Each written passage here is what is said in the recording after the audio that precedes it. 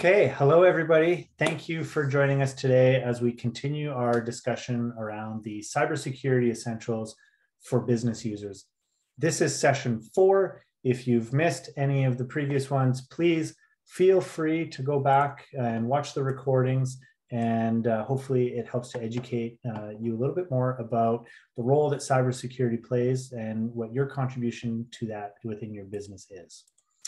So we start off every one of our presentations just sharing what our brand commitment is. And this is just a quick statement that is meant to express to our clients what makes us unique and how we believe technology can play a role in building better businesses. We believe very strongly that technology is a tool to help you achieve business goals, overcome business challenges, and that no two strategies are the same. Now, because we're talking about cybersecurity, I just want to introduce really quickly the NIST Cybersecurity Framework. This, along with the next slide, is going to help you understand a little bit about how we're classifying cybersecurity activities. What I really like about NIST is when you look at it, we see in the middle, detect is kind of the neutral ground. And to the left, we have proactive activities.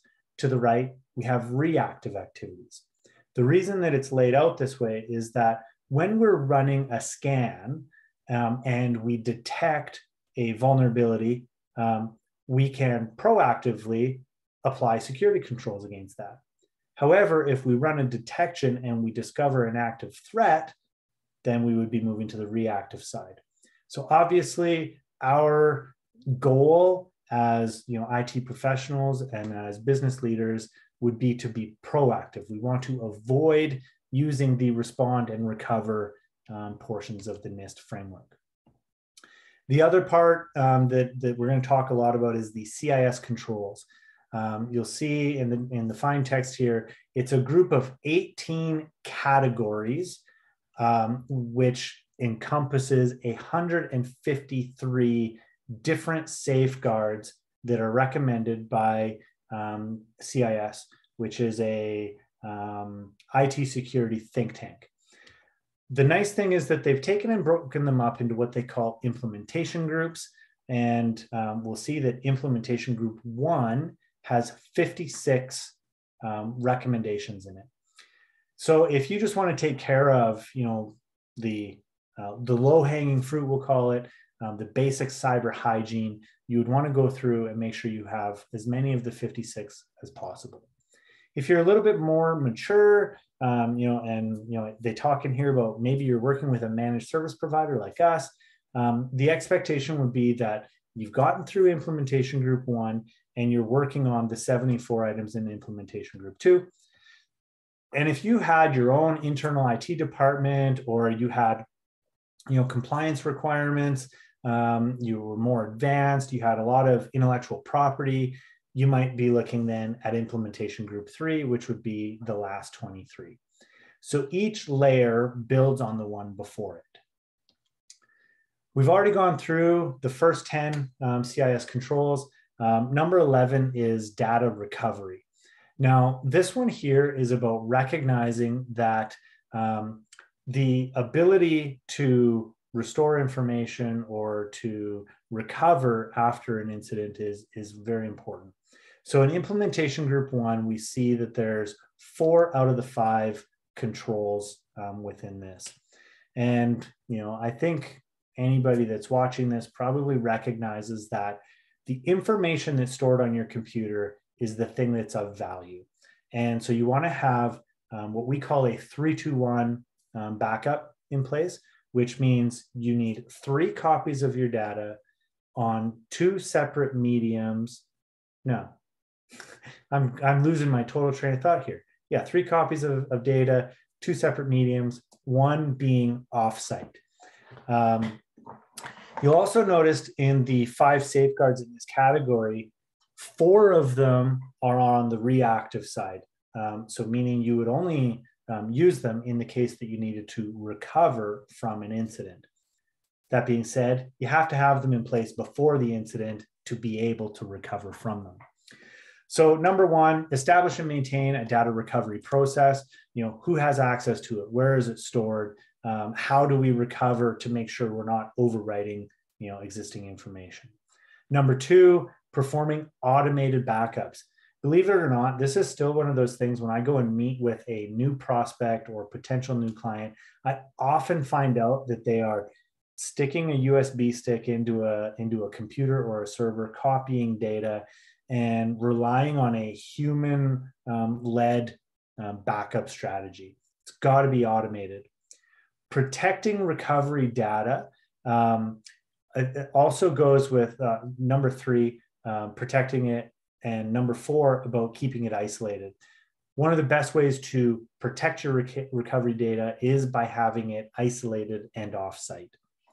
So those are the four that Implementation Group 1 covers.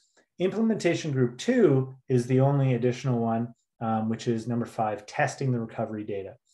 We've said it for years, your backup is only as good as your ability to restore from it. And so you want to make sure that on a periodic basis that you're going in and testing that through a simulated recovery. It's probably the best way to put it.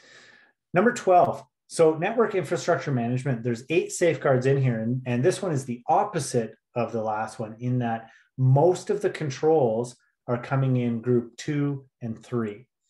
And this starts to get, I think, a lot more complex.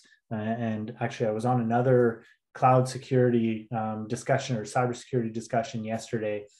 And the things that fall into this category are, I think, often what the news or the media or the movies make cyber attacks look like, where they're coming from, where it's people that are trying to brute force their way into networks, bypassing firewalls and doing all those types of things. And in the reality is that most threats come from incorrect deployment of software and those types of things. You got to love when you do a demo and you realize that Implementation Group 1 on the right-hand side of the screen says there's 1 item, and then in the left, we have 2 items that have green dots in them. The other thing that's different on this one compared to the last control is we'll notice that most of the categories on these are in the protect and identify category, meaning they are proactive activities. So first one, ensuring your network infrastructure is up to date. You got to have firewalls and switches and wireless access points that are current. And the reason that this is important is that equipment that is current and under support from the manufacturer, they receive patches and security updates that old, outdated equipment would not be receiving.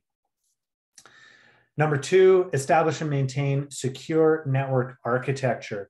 I think a lot of people don't realize how much control a network switch has, and the ability to set up administrative accounts and segmenting networks into different components plays a big part in isolating traffic and ultimately protecting the information on it. Number 3, we'll talk about as well, because it has the green dot on it, being Implementation Group 1. I'll have to look and see where it actually lands. But securely manage network infrastructure. So what this is talking about is, again, when we put these devices in, even though it just seems like something that connects network cables together, there are control elements to it. It has a processor, it has software, it has settings that need to be dialed in a way to restrict access to only the people that should be able to get to it. The rest of them, as we mentioned, they're in Implementation Group 2 and 3, a little bit more advanced, so we won't go into great detail on those. Control number 13, network monitoring and defense. I can't wait to see if my green dots match to the numbers here, but we see Implementation Group 1 has 0 listed on it. And so this one is all about monitoring all of those network devices by collecting logs from them, assessing the outcomes of those logs or the information that's held within them, setting up all kinds of rules around things that we would call VLANs and isolation and quality of service and much more advanced network management than what the typical small medium business would require or have the resources to put in place. When you get down into the lower ones there for the implementation group 3 items, this is where we start seeing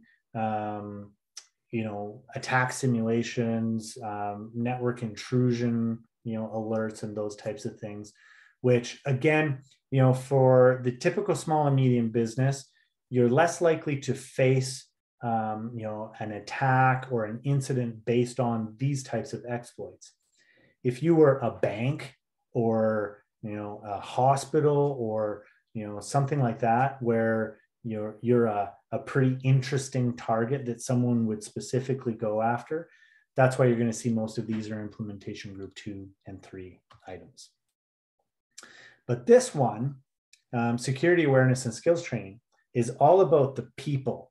Now, we recognize that every single computer, if it's just sitting on a desk, it doesn't do anything until somebody sits in front of it and starts navigating through it. With the shift from working from home, there's a lot more information that is outside of the traditional, office environment. And so we need to recognize that all of the technology in the world is not going to protect us if we have users who unwittingly, expose the data, to risk. So quite a few items fall in implementation group 1. And for anybody on the call who has had to fill out a cyber insurance application, you'll notice that your insurer is going to start asking for many of these types of trainings and protections.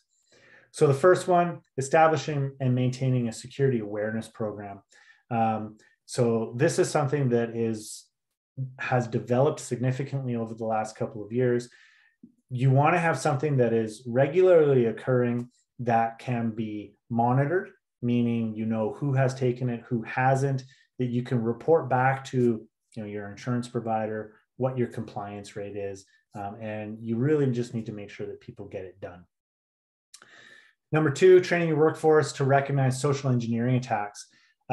This is something that I talk about a lot, is that people don't realize how much information they're putting out on social media, that they share with people through, email, autoresponders. And it's even things like how people answer the phone. We've seen attempted attacks where, people will somehow know where the, director of operations for a company is on holidays, and the controller is getting phone calls or emails supposedly from that person. These are very targeted, to the point that people are, calling businesses to find out who's in the office and who's on holidays and those types of things. So you need to really think about how you're training your people around not just technology, but also engaging with people when they're asking questions. Training workforce members on authentication best practices. So understanding that any application where you have a username and a password, what are the standards around passwords? What are the standards around multi-factor authentication? Why is it important? Again, I think a lot of people don't realize the power that you have when you can control someone's email. And people are a little bit too cavalier with sharing those things or reusing passwords across multiple sites.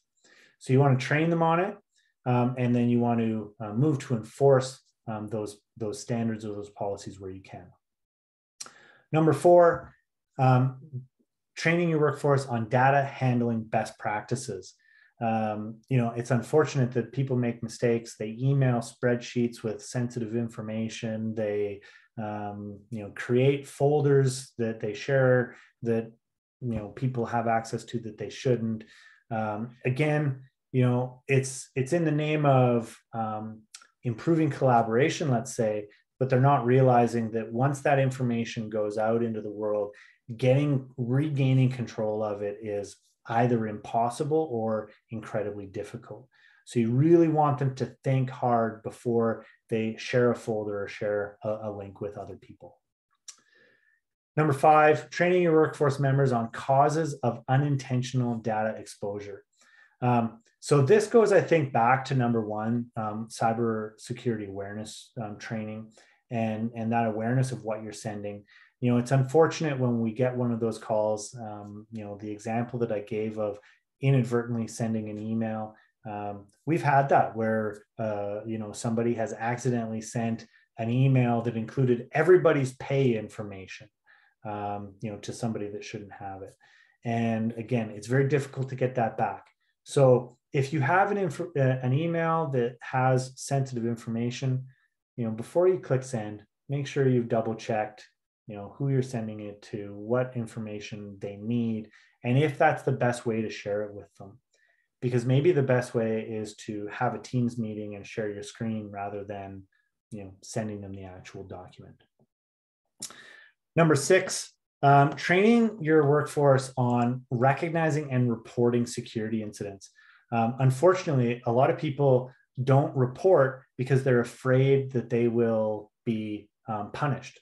And that non-disclosure or non-reporting can potentially open your business to more, like a bigger incident, more data leakage, or it could stop you from taking the actions necessary to, kind of contain that situation. So you need to have a bit of a safe place where people are able to do that, and make sure that you're able to look into those when they come in. Number 7, how to identify and report if their enterprise assets are missing security updates. So this is an interesting one because more often than not, this is left up to the IT team. And I think if you are in the role of managing IT, you don't so much want people, poking around on these things on their own. What you want is you want to be able to get good, accurate reporting from your IT provider about the status of your updates. And you want to understand why certain updates may or may not be applied. Because contrary to this, the best practice is not always to apply every update as it's available. Number 8, training your workforce on the dangers of connecting to and transmitting enterprise data over insecure networks. This is an interesting one because you're going to hear, you can go online, you can read lots of articles about the risks of connecting to, Wi-Fi in a coffee shop or in an airport or in a hotel. And it is legitimate that there is potential for, risk from this. But it's also, very difficult to avoid if your workforce is distributed or if they travel. That being said, most people carry a cellular phone that they could put into a hotspot and create their own, private network. There's also opportunities to use things like VPNs. If you're in legitimate businesses, your risk is much lower. So if I was in a large chain coffee shop, I wouldn't feel that concerned about connecting to their Wi-Fi. However, if I was in a, independent coffee shop, when I opened the Wi-Fi up, if I noticed multiple networks that were available and unsecured, I might question that a little bit more. And then the last one we'll touch on, because it's only one item out of number 2, which is conducting role-specific security awareness and skills training. The reality is that somebody in sales has a different level of access and awareness to the confidential information to somebody in engineering. So they should have different levels of training and awareness around cybersecurity. Service provider management. Another one that you'll notice, implementation group 1 only has a single implementation or single standard. And this is about recognizing that, as a business, you are going to be choosing whose products you use. And you need to, I guess, vet them and consider what are they doing to protect themselves and by extension, protect you. So like many of these, the very first item on here is to have an inventory of your service providers, meaning knowing who they are. When you get down into, the further ones, they start getting into having an actual policy around how you choose service providers. As an example, in our business, if we're looking at, two competing, solutions, if one of them does not include multi-factor authentication as a security option, it does not make it to our short list, right?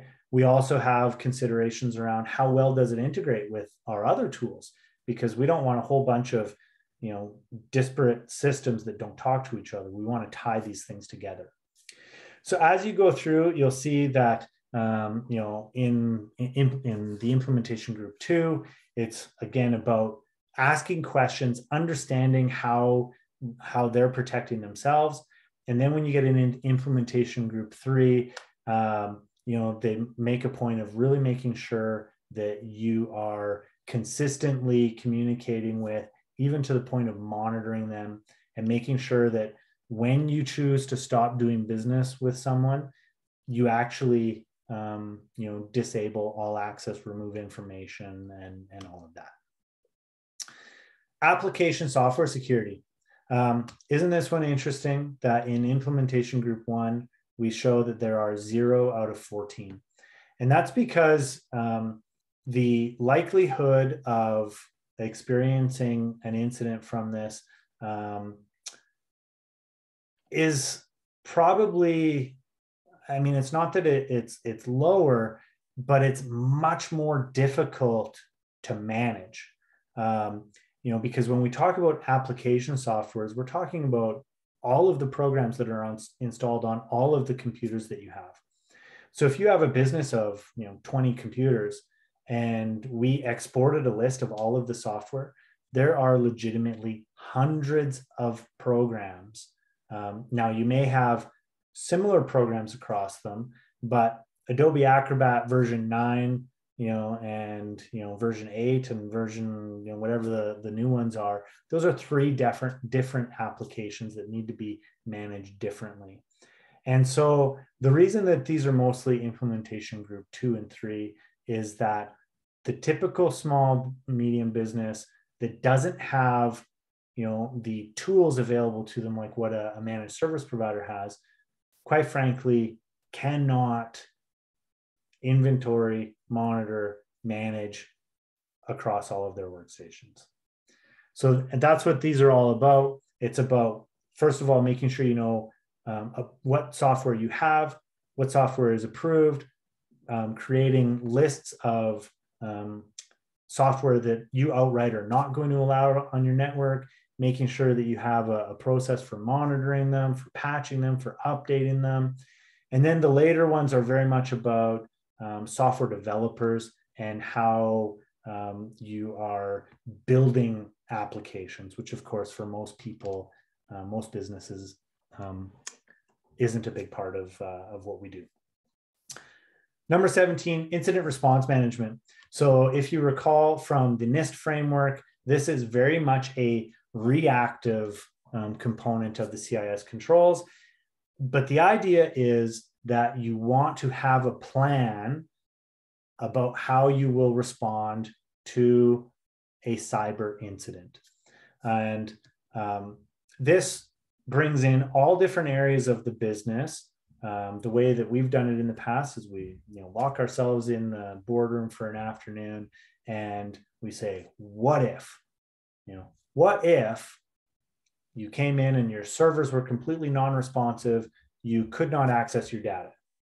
Well, number 1, designate personnel to manage the incident handling. Who's in charge of that? Who is, number 2, contact information for reporting.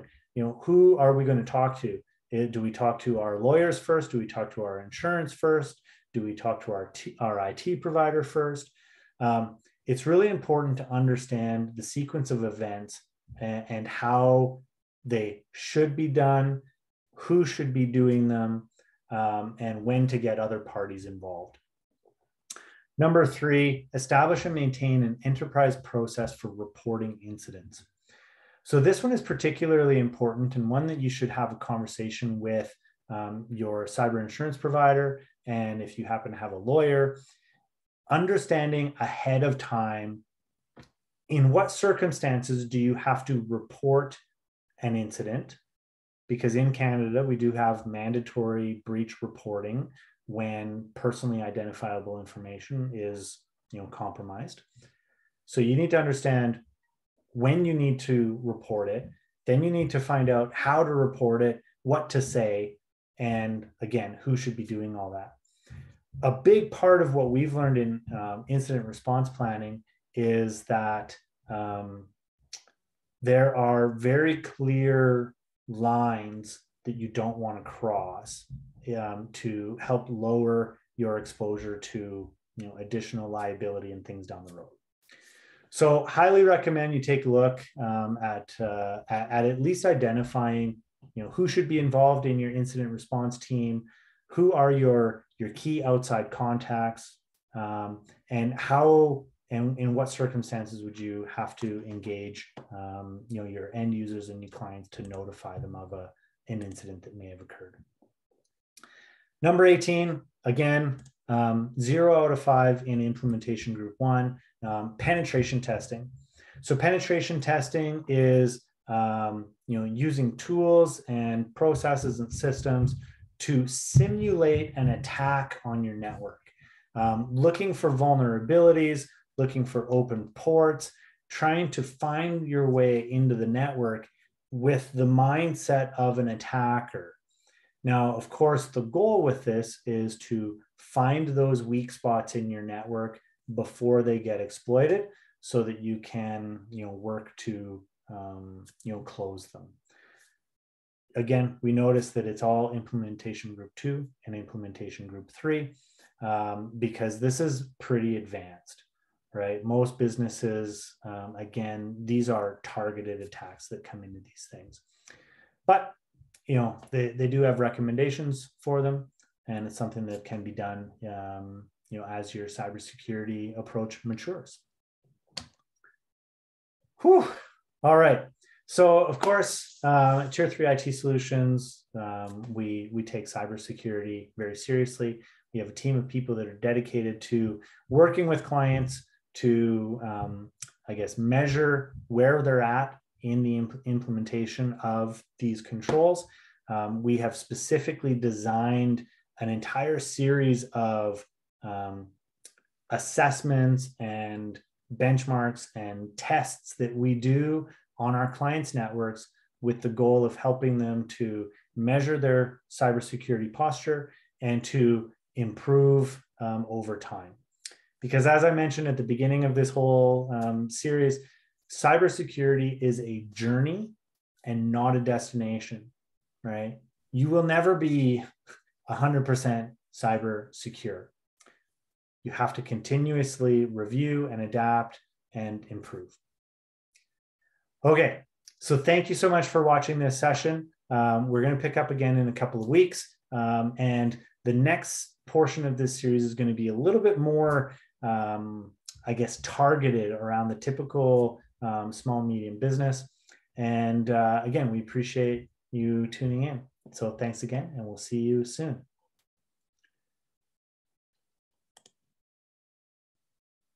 All right.